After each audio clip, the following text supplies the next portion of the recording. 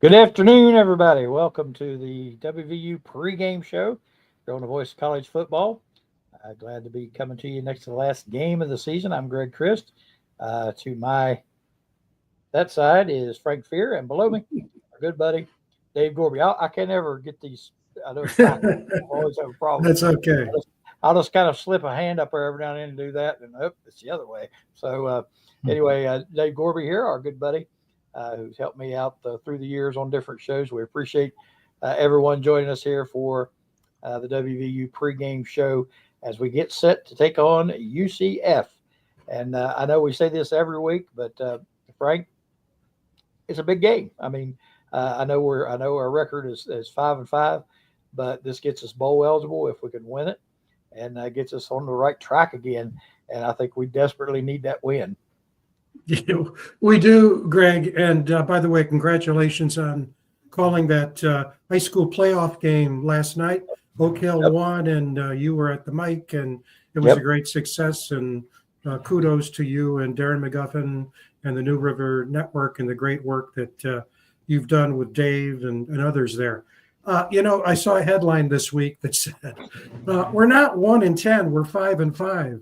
But to a lot of people, it feels like we're 3-7. And that's no criticism. It's when you look at where we were last year and where we are now, obviously it's a big difference. And, I was looking at the university, and Central Florida is a good team, but they've lost 6 out of the last 7 games. And the line has held steady all week. They're a 3-point favorite.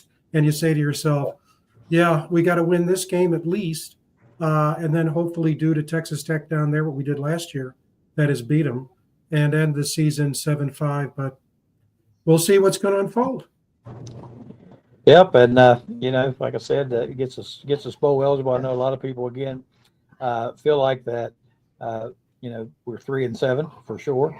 And, I understand 5-5 is not what we want. I get that. But I think we still have a chance to, get that bowl game, win a bowl game. I mean, we could, legitimately finish up 8-5, which in my mind wouldn't be horrible, based on the schedule that we played. But I think the pressure right now on Coach Neil Brown and these players is pretty intense, I believe. Gorb, what's your thoughts, buddy? Yeah, that's kind of I was gonna go. You talk about pressure, and I feel like it's just kind of snowballed a little bit, like when something kind of just goes wrong, and it just kind of snowballs and it puts so much on them, and they feel like they have to strike right then and there. Yeah, and I think you can even see that during the game sometime when if the defense, we'll drive right down the field and score, then the defense gives up a quick touchdown the other way. Then I think the offense starts feeling pressure to score to keep up, and that's kind of what I have written down. Last week against Baylor, we the first half was so back and forth, and I thought last week he put Garrett Green back in, and I thought it was to establish the run, and in the first half that was the thing. We were doing fine right with him. It was neither defense was making plays, and but then the second half it was only a 1-score game, and it just felt like he was like, man, we got to score now instead of just doing what we need to do. Yeah. I felt like he got away last week, just by that. Yeah. Yeah. There's a comment about prime example of that is when he went for so many 4th downs. In that previous game, without even a thought of kicking a field goal. I agree with that. I know they do a lot of analytics and that sort of thing, but I think there's times when you got to take points, and I think we passed up on a couple of those times Saturday, and like you said, just feel like they have to score a touchdown immediately, or we're in trouble. And I think that has I have it jotted down. The first half we ran 66% of our plays were run plays, and we were just doing our thing. If it takes 5-6 minutes to go to score, then it takes 5-6 minutes to go score. And the second half, in that third quarter, in that first drive in the fourth quarter when it was still one game, we ran 20 plays and 7 of them were run. And it just felt like we needed the score like so quick for some reason. I don't, I mean, Baylor's talented, don't get me wrong, but it felt like we were trying to get in their tempo instead of us in our tempo in that third. Yeah, it just seemed like there was just a lot of pressure on the offense as the game wore on. And like you said, we got away from our ground game, started throwing the ball. And we've talked about this, Frank and I have talked about this numerous times this year. Our passing game, when Green is in there, seems to be more focused on just airing it out, going for the long one, hoping something happens good. And that hadn't been happening. I mean, he's been missing receivers deep, and we don't use that intermediate passing game like we even against Baylor, like we did in the first part of the game. We were through a couple of nice screens and had some nice short passes. But then and that keeps your running game going. But like you said, after the game got going, it just seemed like we went away from that and started chucking it downfield and throwing it all over the place. And I don't think that's a good recipe for success for West Virginia. Frank, your thoughts about all that? Well, I think, we talked a bit about this on Wednesday night during our show, Mountaineer Locker Room. And I think, Mickey said it started off when we looked at the keys of the game. If you look at UCF, the game today, it's no secret to anybody what to look for. They're number 6 in the country in terms of offense. They've got a dual threat quarterback that's, is good. There's no question. But they got a great running back, some good receivers. And it's the offense. And so it comes right back to, as you said on Wednesday, Greg, it comes back to our defense. And you also said, which is really important, the schematics have to improve on those those quick strikes with Baylor. In some cases, the backside was not aligned right, or it got fooled, or the linebackers. In some cases, it was both. But that's why they got the quick scores, both on the ground and in the air. And scoring in 46 minutes, a couple of minutes, et cetera, et cetera. So, going back to what Dave said, I think, the running is the key. I think we all agree with that. And, time of possession. Last week it was field position, but this week it's really time of possession. West Virginia's got to get the ball, grind it out, use the running backs, use Green's legs, particularly with the weather, although it's not as bad as we thought it was going to be. And got to win this game. Again, Central Florida's lost 6 of the last 7. And so this is not a vintage 5 years ago Central Florida making the switch to the Power 4. They're still getting their bearings and just got to win, stop their offense. Yep. Yeah, and like you said, we mentioned, we've all mentioned at different times, one of the keys to the game being time of possession. Last week that was skewed a little bit. We controlled the time of possession, for sure, is that the other team was scoring so fast they didn't have to possess it very long. So that really threw the time of possession out the window, so to speak. But I think it is important that we try to keep our offense on the field, sustain long drives. It's okay to have an 11, 12 play drive. You don't need clock. That's fine, especially with the struggles our defense had this past week. Hopefully we won't have those struggles again. Here's another comment. It's amazing he can actually drop the first drive almost to perfection. Done it multiple times, but it seems like we can't make adjustments for the next drives. And I think that goes back again to what Dave said. I think, we've all seen it. First drive of the game, boom, boom, boom, right down the field. Great mix up of calls and get it in the end zone, get that early lead. And then after that, it just seems like we just kind of lose our way a little bit, I don't know if we go away from the things that made us successful, or if we don't adjust to some things that the defense adjusts to, or maybe a little bit of both. I'm not sure. And, Frank and Dave, Coach Brown addressed in his press conference this schematical thing. He didn't say it the same way I say it. The way I say it is the schemes might be too complicated for our players to grasp in a shorter period of time. And he talked about using terminology that I don't really totally understand, but basically what he was saying was the linebackers were getting out of position, and then the D-backs, our safety, our corner, had gotten confused about who was supposed to guard who, and they threw a seam pass, right down the middle for a 50-yard touchdown with very little resistance. And that's, to me, that's the schematical part, is that these guys just aren't understanding. They're not getting, they're missing things, and it puts us in bad positions, and these teams capitalize for that.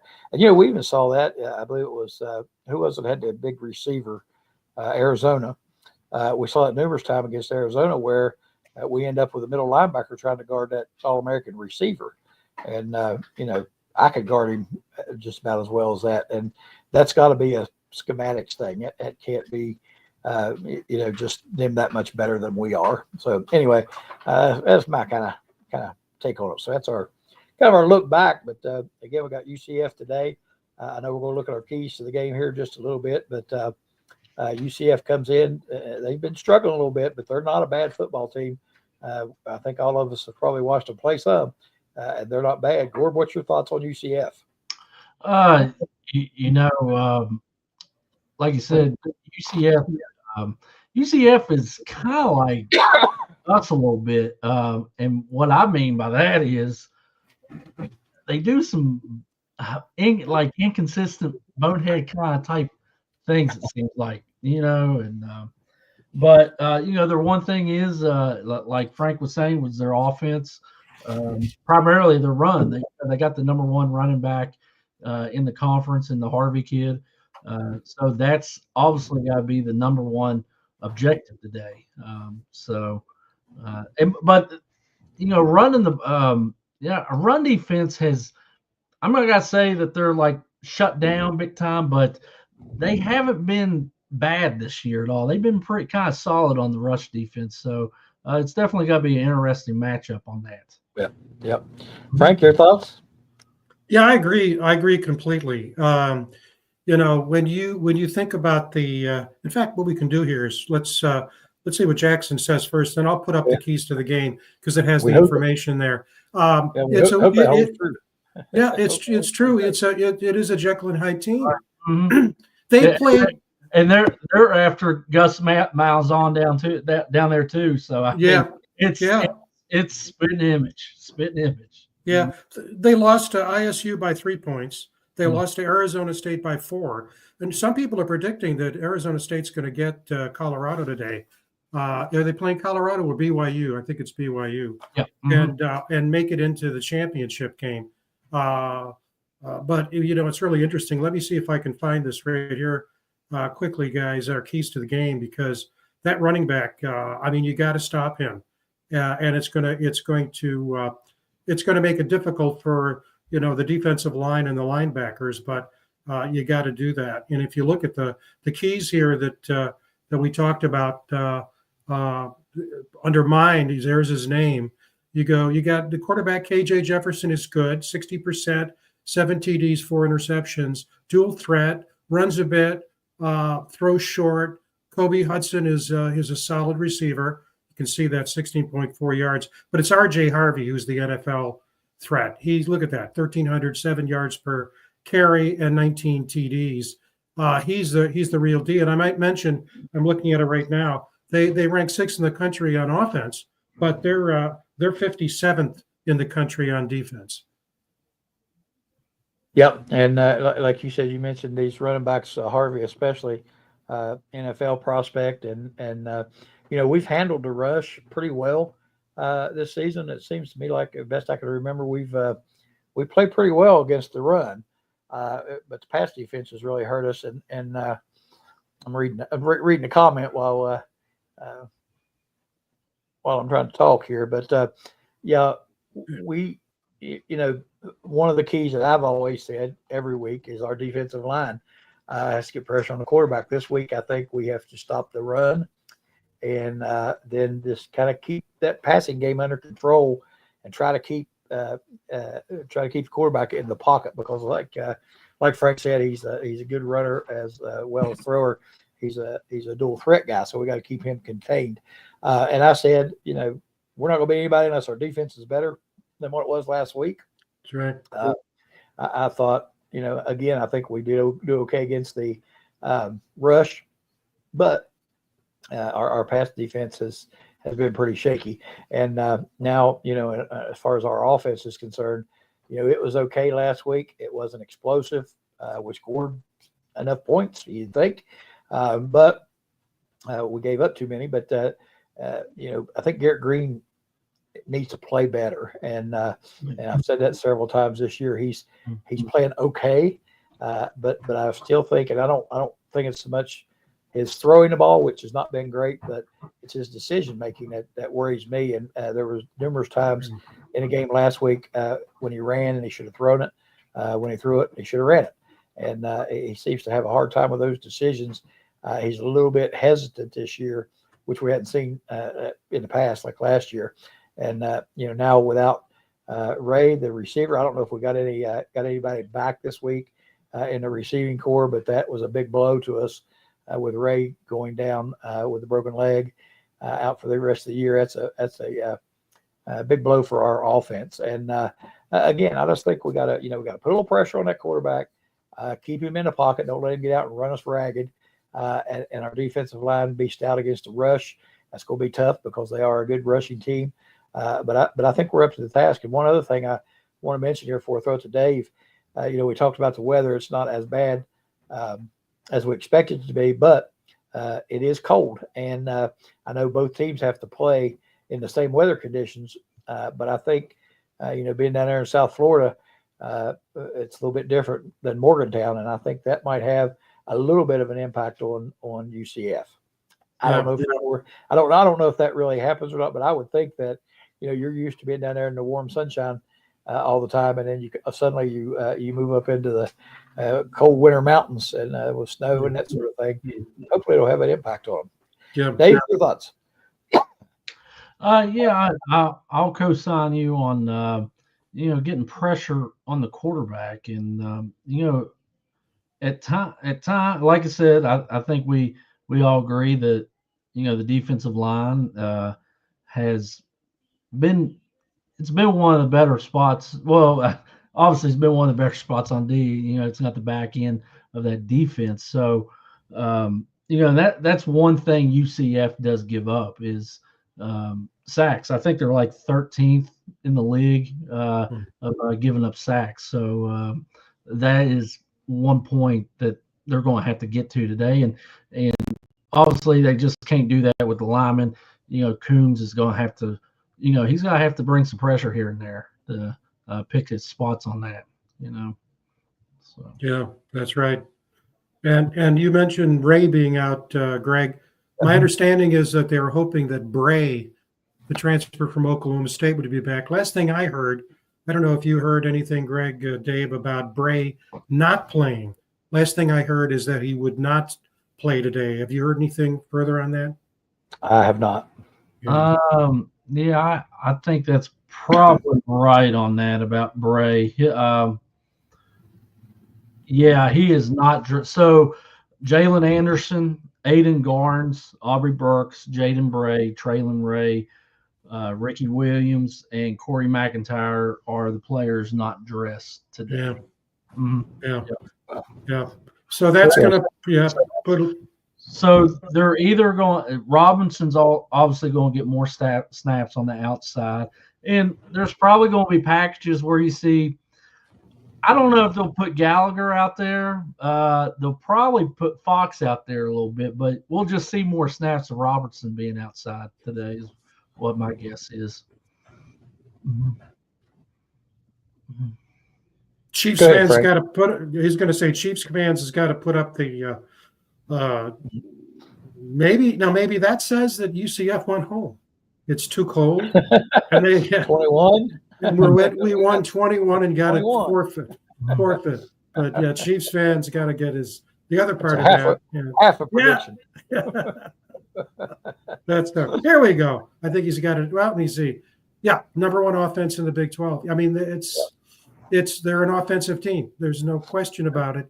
And so it's going to be. I don't know. And, the fans who are there make their presence known because that's really important, I think, particularly on senior day with these guys. This is the last game, and it's been a tough year for them. like I have a visitor here. Sneaking Yeah, it's behind great. me. There we You go.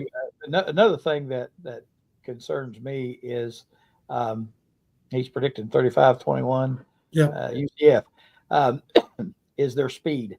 And, yeah, you know, to me, we have been several games really overmatched when it comes to speed, especially our speed of our defense. You know, our linebackers are not the quickest, our defensive backs.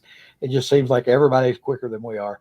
And I worry about UCF speed just a little bit on the offensive side. Defensive side don't concern me as much, but their speed on offense, I think, is a real concern. And again, when you're up against that, you just got to contain it. You know, you can't let them work the outsides on you. Well, that goes back to sticking with your tempo on offense, and hey, take 6-7 minutes off the clock. That's our game. You know, Yeah. don't worry, don't freak out too much if it's a 1-score game in the third quarter. Keep doing your tempo. Keep doing your tempo. I mean, Yeah.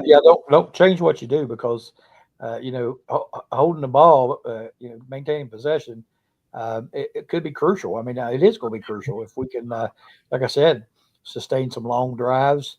You know, just move the chains and methodically go down the field. You know, not only are you doing well offensively to score, but you're keeping their offense off the field, which is important. And you know, I was gonna say, even if you get down 2 scores in the third quarter, it's not like you gotta go score in 2 minutes. It's the third quarter. Just you gotta go get that first score first. You know, that's all you gotta do. I mean, you don't start worrying about that stuff till 5 minutes left in the game. That's when you like, all right, we got to go. Yeah. right. You know, last week we were concerned about the Baylor punt and kickoff return team. Both of their guys that run back punts and kicks are in the top 15, and I think the punt returner was number 2 in the country. This week we've got to worry about their special teams, but in a different way. This team is good at blocking field goal attempts and blocking punts, and so that's something that's really important. And if you were watching the Ohio State Indiana game, you see it was a pretty good snap by the long snapper to Indiana, was mishandled by the punter, and so I think the wind's about 10 to 15 miles per hour up in Morgantown. So you got to puts pressure on the long snapper, puts pressure on the long snapper and the holder on field goal attempts. And you know, Michael Hayes hasn't factored in much to games as we thought he might, and this may be a game where his toe is really, really critical. But we can't afford to have a block punt, obviously, and certainly not a block field goal. No, and we've had that. We've had the block punt. I don't know about a field goal, but Yeah. I do know we did have a block punt earlier on in the season. Dave, go ahead. I was gonna say after last Sunday, I don't want to talk about block field goals or block punts. I'm not doing it. Not doing it. All right, let's see who are you a fan of? Oh, you're not a Denver fan, are you? No. That's 2 weeks ago, Coach. Okay, who you talking about? Chicago? Yes. You're a Bears fan, aren't you? That's right. I mean, I've lost the game on a Hail Mary and block field goal this year. So, isn't that amazing? The door's open in Cleveland for more fans, so come on over to the right side. I went to the Cavaliers game a few weeks ago. I saw that. My wife asked me. I watched the game Thursday night, and she at one point said, "I hate watching games with you," which I understand that because I get mad and fuss and cuss and all that. And then yesterday it was on a replay on the NFL channel. And I was watching it again. She came in and she said, "Haven't you already watched that?" I was like, "Yeah. Why are you watching it again?" I said, "Because we beat the Steelers. Why would I not watch again? We don't get very many wins, so when we do, I got to watch it 2 or 3 times. It seems like we won more than 3 games." So anyway, back to WVU. Yeah. Comment there. Pardon me for the coughing. I've been fighting this cough for 2 weeks. Saw somebody there mention the crowd being under 40,000. I said, if you want to understand fair weather fandom, you go get it today. Not only fair weather fans, does that mean that they only cheer for the team when they're winning and good, but it also means when you don't go when the weather's bad. And I think today's going to be a dismal showing from fan side of the game because it's nasty outside. We've not been winning. We've lost home game after home game. People are aggravated, and I think a lot of people are going to stay home today. I would be surprised. Now they may announce 40 or 45,000, but I'd be surprised. Tickets already been sold. So yeah.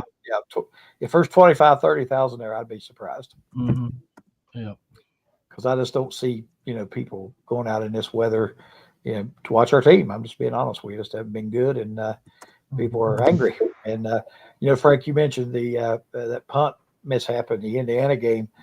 Since that time, Ohio State scored 21 unanswered points, and they're 28-7. So that got the ball rolling, and that can turn a game in a heartbeat.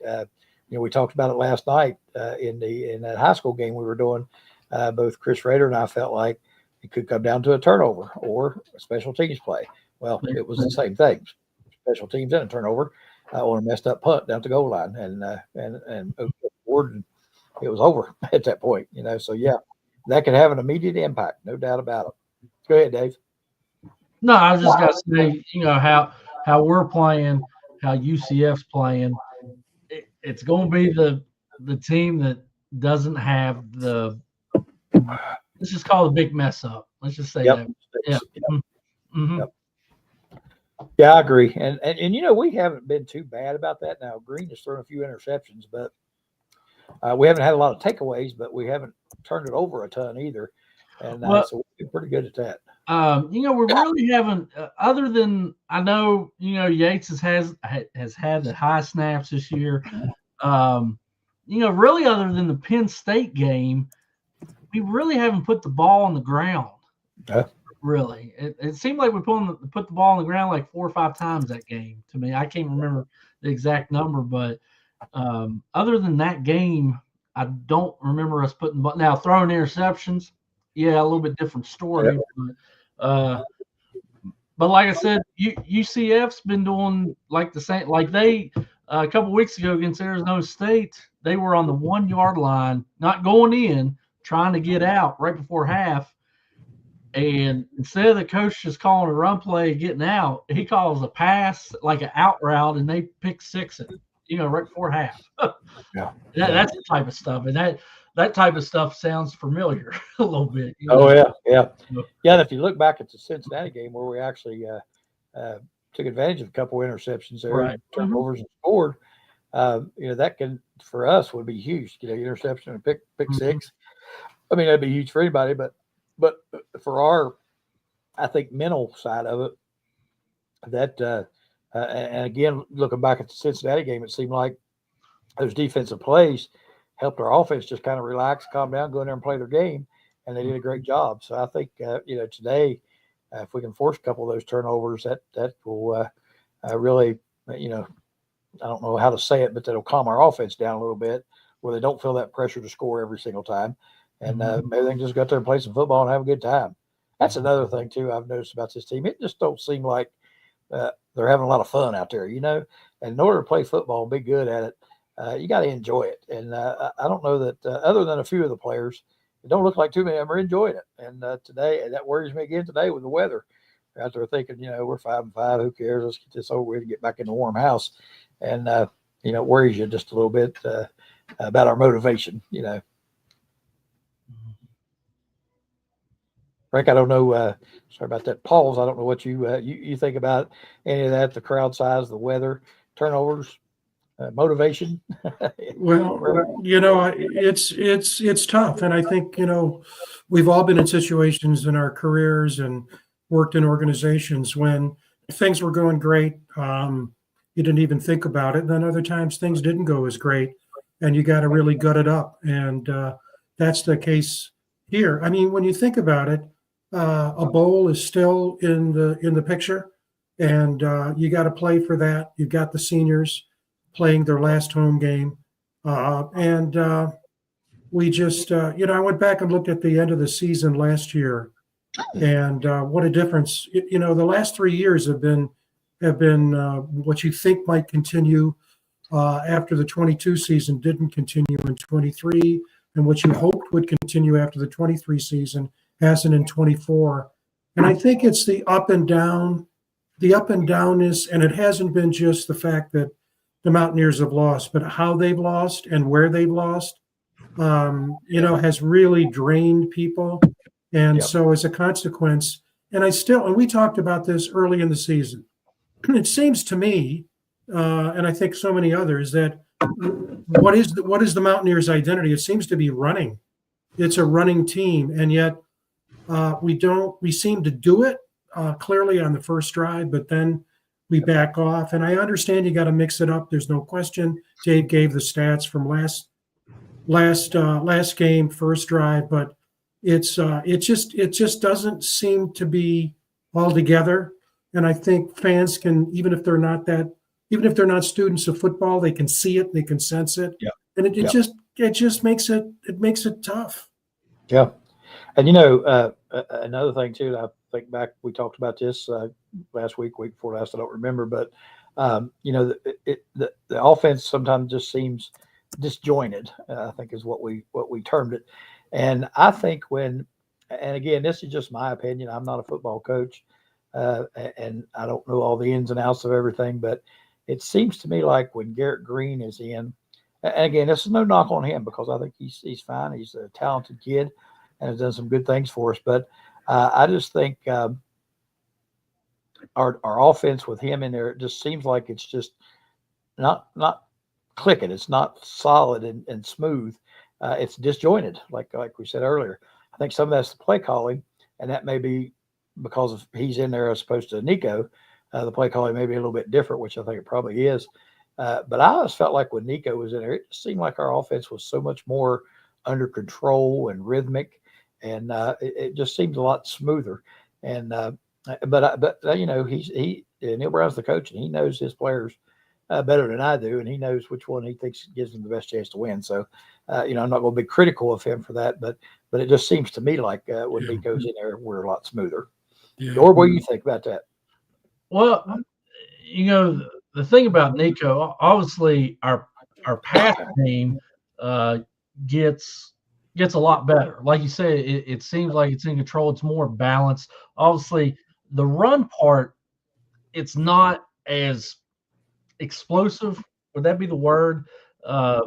We can still run the ball a little bit, but it just seems like it's a little bit more in control just because he's a little bit he hits his passes a little bit better than Green. And the thing is about Green, I mean, decision making has always kind of been his a little bit, and this year it seems like he's been more of a pocket guy when he comes to passing instead of getting him on the move on things, to me. It's like we talked about this early in the season. It's like they had kind of pulled the reins back on him and said, hey, don't be out there running. You end up getting hurt, and he was so hesitant to run the ball. He was forcing throws and missing receivers. And he just doesn't seem like the same player as he was last year. And I think a lot of that is, the pullback of the reins on him running so much, because that helps open up the passing. Obviously, if he's a threat and he gets outside out of the pocket, he has that opportunity to run or throw. But he seems to be a different player this year than what he was last year. Mm-hmm.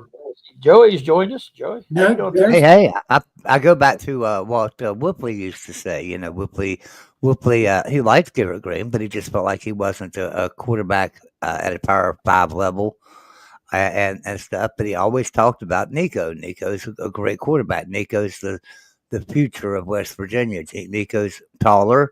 He's more accurate, and he's shown that in the games he's in. But I feel like that we don't have. We've got some good players on the team that aren't getting to show their star power like I was hoping. Like Cole Taylor, for instance. Now, Cole's made some great plays and stuff, but it doesn't seem like we target him enough.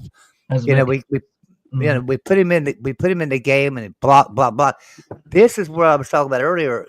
Back in Don Nealon's day, you put a tight end in the game, you block with him and stuff, and then all of a sudden you send him down the field and you hit him on a route down the field. And that's what Nealon would do. And Rich Rod was good at that too. we don't seem to do that much, and that's what I wish we could get back to. That tight end, especially when you have a good one like Cole Taylor, you could really get the ball, push the ball down the field. I feel like a lot faster if you could get him, if you could just get him implemented in the game plan.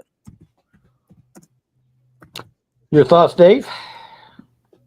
Yeah, I mean, obviously he's a definite mismatch out there, being 6'7", and if you remember in the K-State game, right there before halftime, that was his play. Like Garrett was supposed to throw it to him, and Garrett just didn't pull the plug and threw it. I mean, like you would think if you got somebody 6'7" and you're on the 3-yard line, you just got to throw it up to him, and I'm just using that as one example right there. I don't know if you guys remember that right there before half. It was like, was it 17-10 or something at that point or something?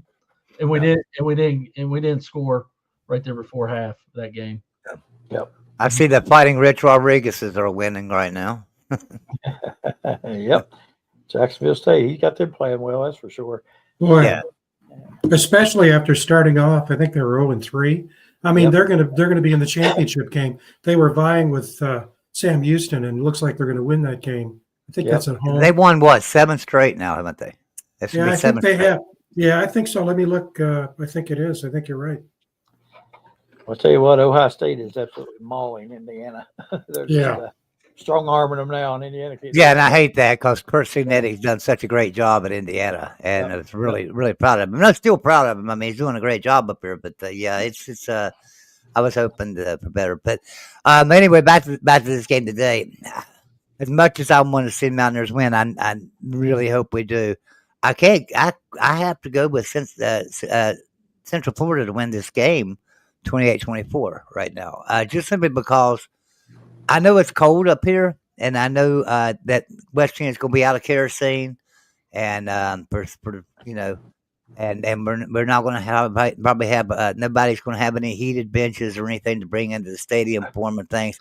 There'll be little things, but at the same time, they're a running team. They'll come in, they'll run the ball, and they're really good at that. They're not that much of a deep threat as far as, especially today with the weather, inclement weather like it's going to be. But at the same time, I just feel like UCF, with our injuries, the injuries we have right now, Audrey Burks is hurt, and that's bad. Burks is one of our better players, and we need him in there. So I really have to give UCF the edge today. And to be honest with you, I don't know. I know a lot of Mountaineer fans are talking about how they're secretly hoping that West Virginia can lose so Neil Brown can really be fired. I don't secretly hope we lose, but to be honest with you, if we lose, then okay. Maybe it's better that we lose on a year that we're not doing real well than lose on a year when we're doing real well. And maybe if it helps change some things in Morgantown, I'm not saying fire Neil Brown, although I do think he's fired regardless. I will say that it's time for the administration to step up and give whoever the head coach is some actual daggone money to go out and hire some assistants. When you look around the Big 12 and look around the Power 5, West Virginia's at the bottom of giving money for assistants. They really are. They're horrible. The closest team to us is probably Virginia Tech, and they're $2 million ahead of us. They're paying their assistants $2 million more than us. So we have to get better there. It's not just on Neil Brown. It really isn't. He's not had the money to go out and grab a Bud Foster, right? I mean, he's not. I'm not saying Bud Foster will come to Morgantown. I'm just saying, using an example, we wouldn't have the money if he would. He wouldn't have the money to hire a Bud Foster, and that's what we need. So. I don't know, Gorb. I think me and you could. We're pretty good friends with Bud Foster. We might be able to talk him into coming out. What do you think? Oh man, we actually went down to close to Blacksburg. Went down to Pulaski County and interviewed and had Foster on our program down there. So yeah. we may be able to talk him into coming up. But yeah, he'll probably stay at that lake house he has. So. Yeah, he's not interested in getting back on the sideline. Yeah. But, Yeah. All right, it's, guys. I'll let you guys finish the show out. I wanted to pop in and just say a few words, but thank you guys for letting me come on. See you guys later.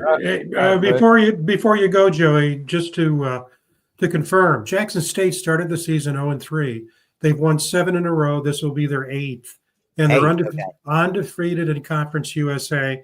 And this will get them in. The win today will get them into the championship game. So they really turned it around, and they turned it around with that run game, that great offensive line, and that quarterback is a good option quarterback, and they did it by running, mixing in passes, and it's worked in that league. I mean, their third loss at the beginning of the season was to Eastern Michigan, and then they just reeled off, it looks like 8 in a row. I know that's going to bring up a lot of questions in Morgantown too, because I know I'm sure Rich Rod would come back. Would they offer him the job, and would the fans support it? And I know a lot of fans are talking about, hey, bring Rich Rod back. Bring Rich Rod back. You got to remember, Rich Rod didn't have a lot of success at Michigan, which is understandable with things that were going on there, but he didn't have a lot of success at Arizona either. So back in 2000, back in the early 2000s, when he took over the program at West Virginia, he did something that no one else was doing, and it took him a while to adjust. They've kind of adjusted to his offense now, and the power forward can shut it down. So I would hesitate before I would holler for Rich Rod to come back to Morgantown, just for that reason, not for anything else. I just don't feel like he would have as much success there as he did in the past. But all right, guys, see you guys later. Thanks, Joey. Have a good one. Yeah, I said. I think I said this the other night too. That bringing Rich Rod back would be really divisive for our fandom. I think it's probably split down the middle. Half of them want him, half of them hate him. So I don't know if that would be a good thing to do or not. And also, when Joey talked about people catching up to his offense, these guys. It's almost like I don't even know how to say it, but they're hot for a while, but then they just kind of fade out, and their systems fade out. And you see that with so many coaches. This guy will be the big name coach this year. 6-7 years from now, he's out there looking for a job as a coordinator somewhere. So I don't know if you could actually go by something like that. That we want him back because he did well here. I think you look at the body of work, and you look at the personality, and you look at donors. There's a whole lot that goes into it that we don't know about, and I just don't. In my mind, it wouldn't be good. Of course, I'm not a Jimbo Fisher fan either. I don't know that. I don't know why we would want him. Younger kids don't even know these names. You ask. A high school player right now, how about playing for Jimbo Fisher? They're probably going to say, who? They don't know who Jimbo Fisher is. And, he's, proven really, I think, that he's not the greatest coach in the world after being out at A&M and having all those resources that he had, plenty of money for anything he wanted, and still couldn't succeed. That says something too.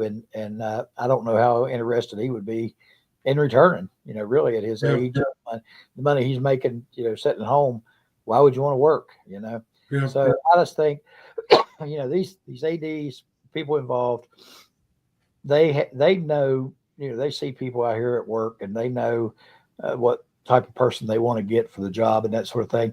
It more than likely will be somebody that most of us have never even heard of, and maybe a coordinator from some other program, or even a head coach from another program that we don't really pay attention to. And just like Neil Brown was, nobody here had heard of Neil Brown when they hired him.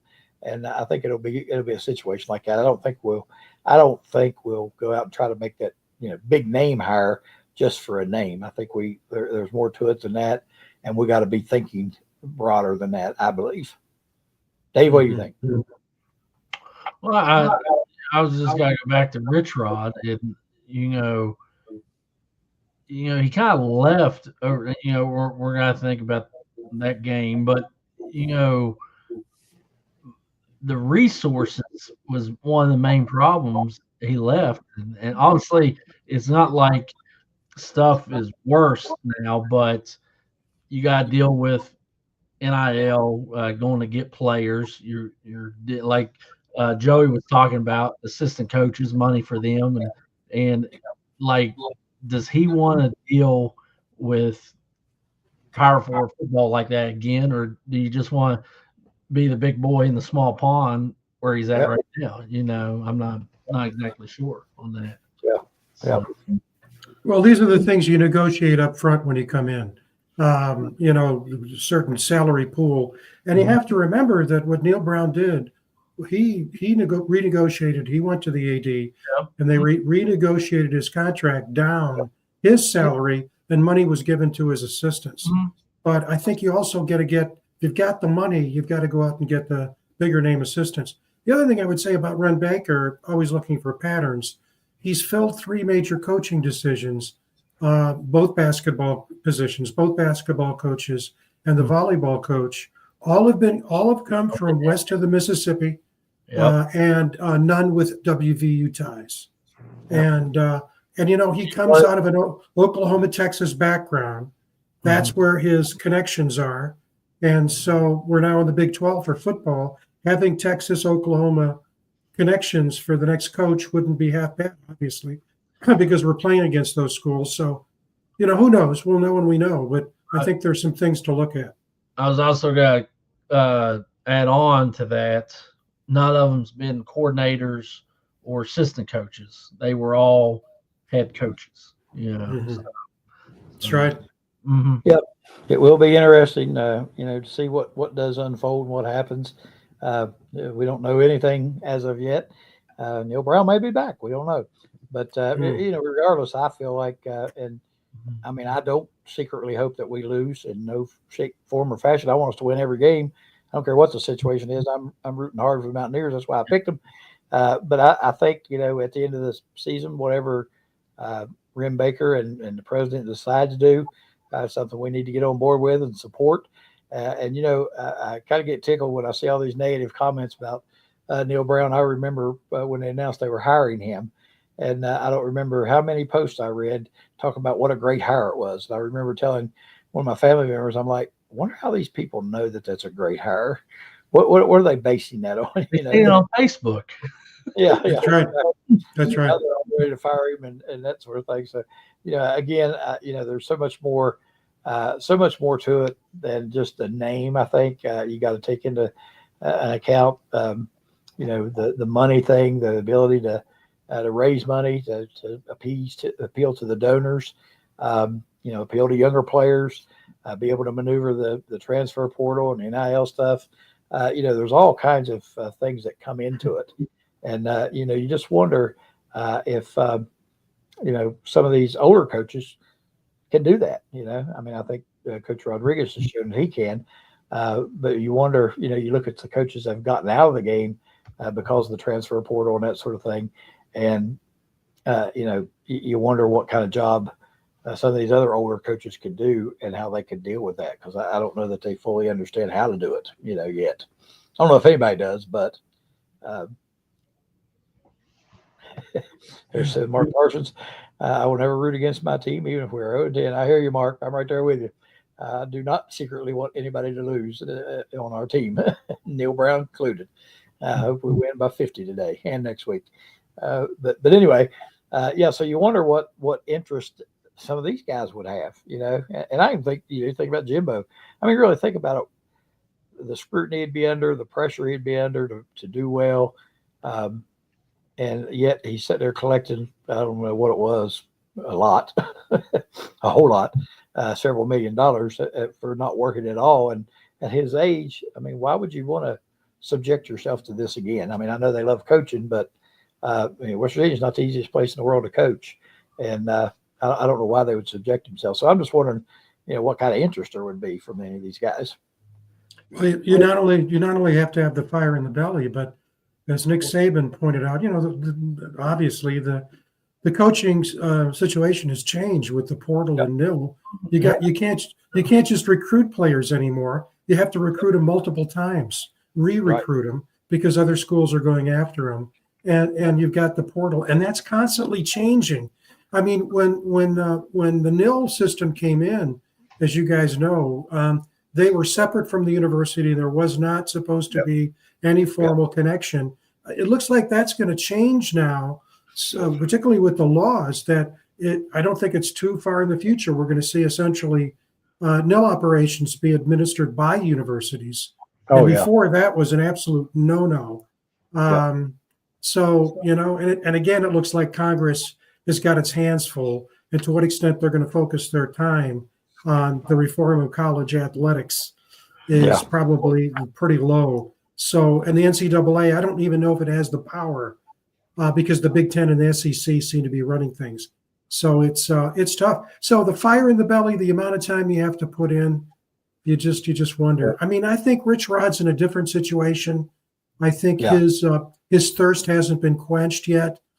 He's shown now, going back to Louisiana Monroe and now Jackson State, that he's back into the game after 2 rough rides at U of M and Michigan and Arizona. But still, Jimbo, that's a tough thing. And the longer you're out, doesn't that mean you're less likely to go back in? So, Right. Yep. I think so. Yep.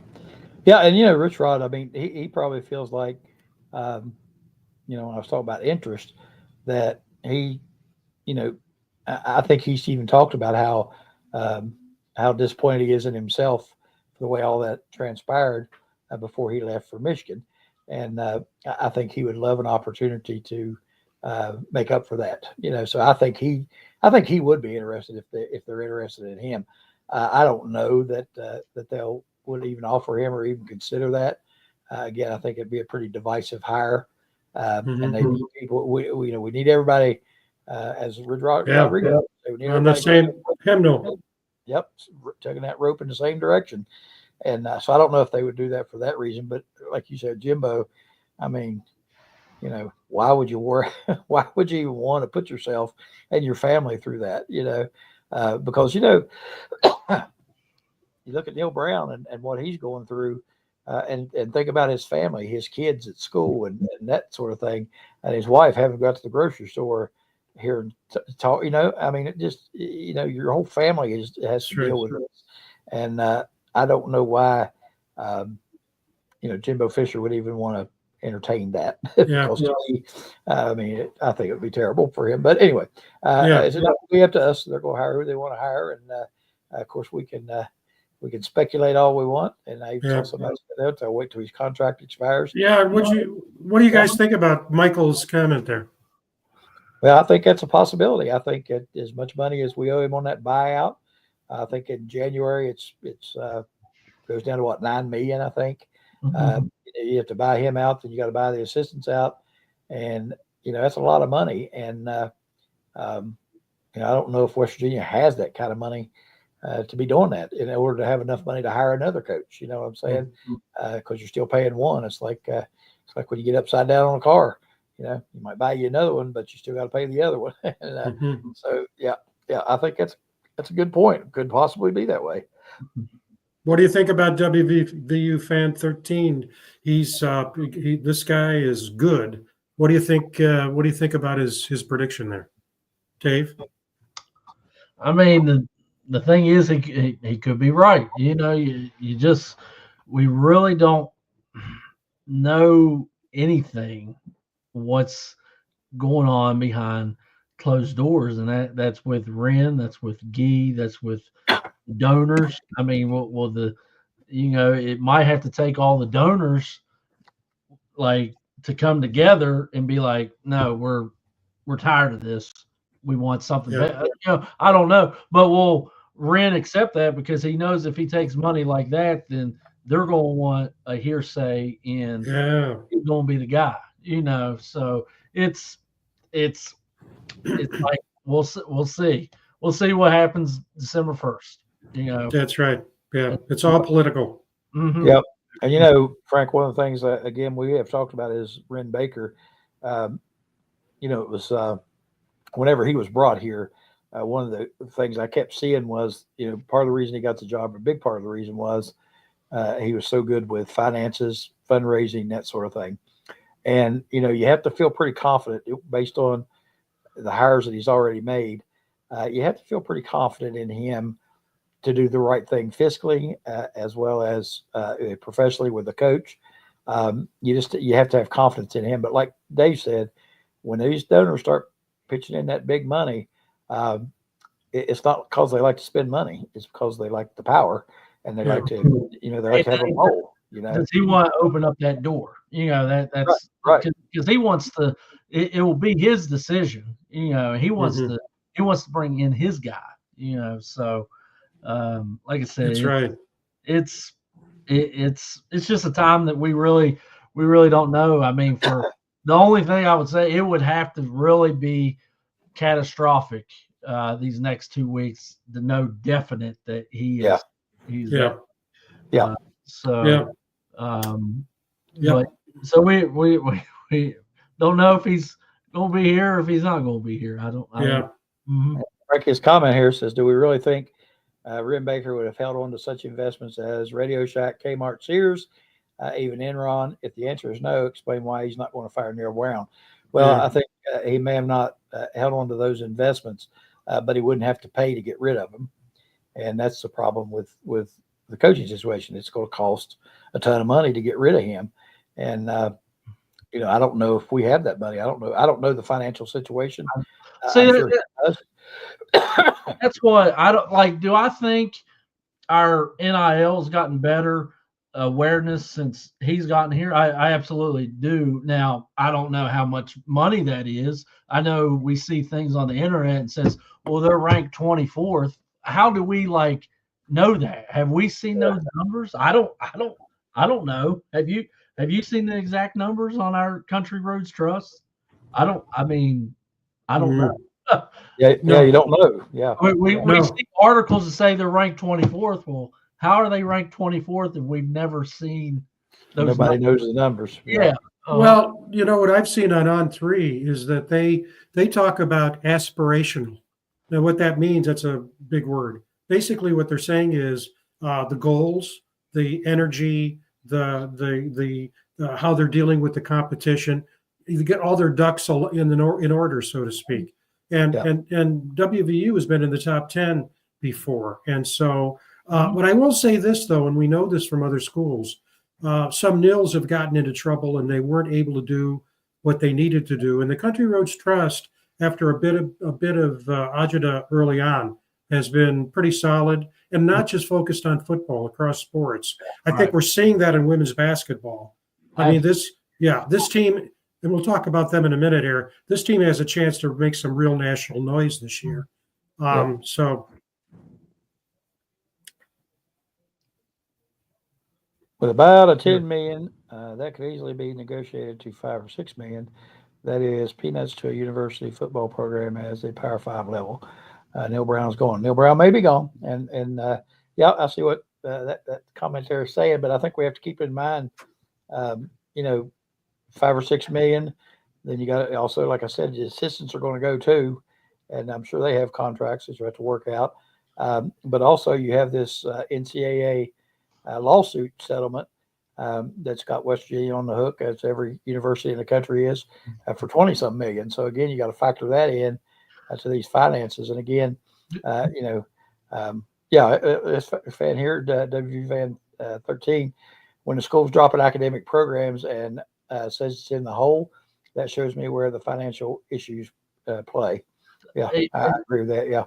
And what's going, I feel like it's going to come to it, where the money is an issue. If it's a huge issue, you're going to start, and they're talking about academic programs being cut. They're going to start cutting some of these sports. Yep. And I don't know how, I don't know every word for word of Title IX, but it's not like you just say, well, we'll cut this program. You got to Yep. I read an article about that. That's not my forte, so I don't know. Yeah, I read an That's article right. about that just yesterday, and and then you need to pay the incoming staff. That's right. And they were talking about the programs and how they're going to limit scholarships. Some of them aren't even going to have scholarships, and they were not the only ones talking about it. So Ohio State, Michigan, everybody trying to figure out how they're going to do it in order to do this revenue sharing, pay this this $22 million settlement, whatever it is, and still be able to maintain their levels and their programs. There was a good article on that and said, WVU is not the only one that's going to face this issue. Every school in the country is going to face it with programs. And if they're not revenue generating programs, which basically the only ones are football and basketball, then some of them are going to be eliminated. And, with Title IX, it can't be all girls programs, it's got to be even Steven, I think. And so, yeah, it's not a good situation right now. It's not okay golf. Math was cut. That's exactly the case. You got to look at the programs. And it's, again, we've said this before, I'll say it again. The academic budget and the football budget isn't as close as we think. About 5 to 8% of the about $110 million athletic budget, 5 to 8%, about 6% comes from the university. But the fact of the matter is the university general fund estimated something like a $40 million shortfall over a number of years, and they sought to cut it by eliminating faculty positions and a lot of programs in a variety of fields. And so, that's just the way it is. So the way that it's available on the net, you can see all the programs. Right, and the like you said, it's not one big lump sum of money. The academic side, the institutional side doesn't do a lot in athletics. There's not a lot of money put in there, and I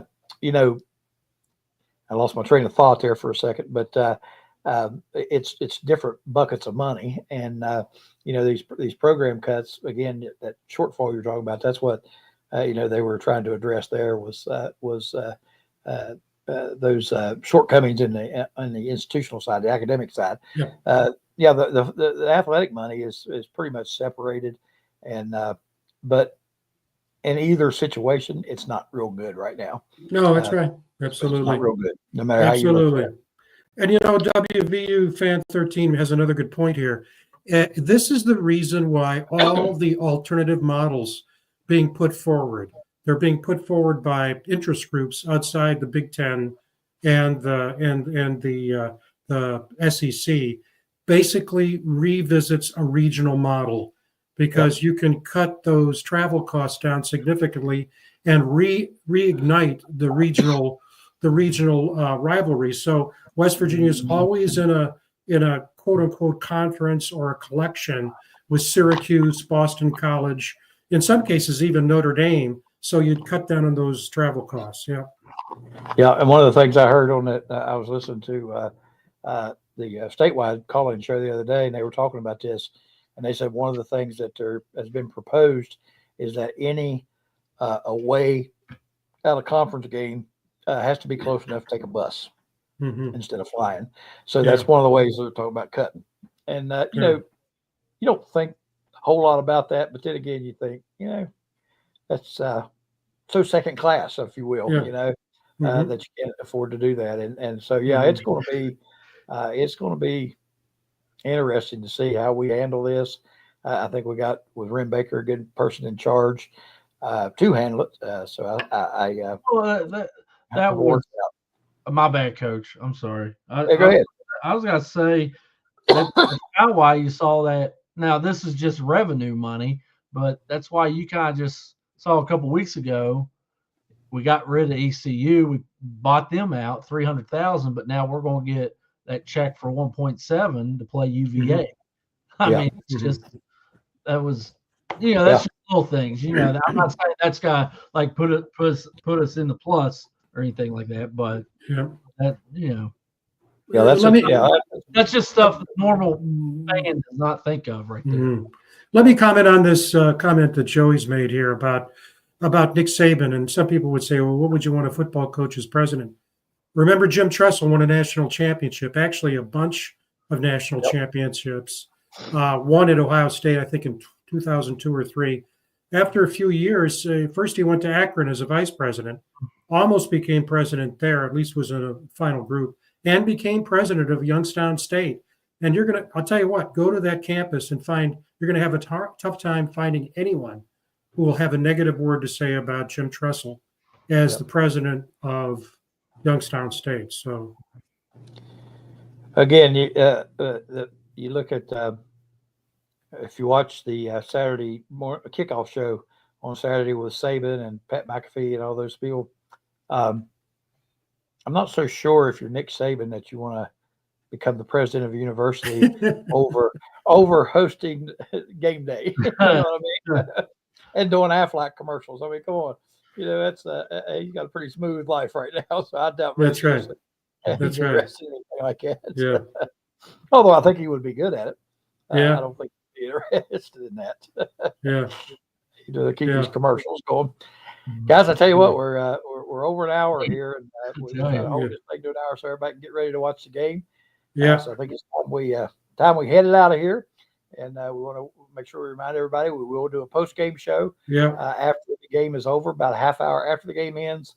We'll be on the air with a post-game show, and then and we'll talk about our Mountaineer Locker Room show later on in the week. But we appreciate everybody for tuning in, and we hope that you'll join us on the post-game show. And Dave Gorby, thank you so much for joining us. You do a great job. Your insights are awesome, and you know what's going on up there. Always fun to talk to you. And Frank, as always, keeping everything afloat here with the graphics and getting us on the air. You do a fantastic job, and we're forever grateful for the work that you do. So, with all that being said, let's go Mountaineers. We'll see you after the ball game. Let me just say one thing. Thanks, Greg. That was a great exit statement there, is that Mike Dunlap, our good friend, had surgery today. He's doing well. He and I talked, but he will be unable to be with us tonight. He'll be with us next week after Texas Tech. And we're very pleased to say that we'll have with us post-game show Jackson Johnson will be filling in for Mike. And so we'll see you. Let's go Mountaineers. Let's get a win. Let's go. Let's do it.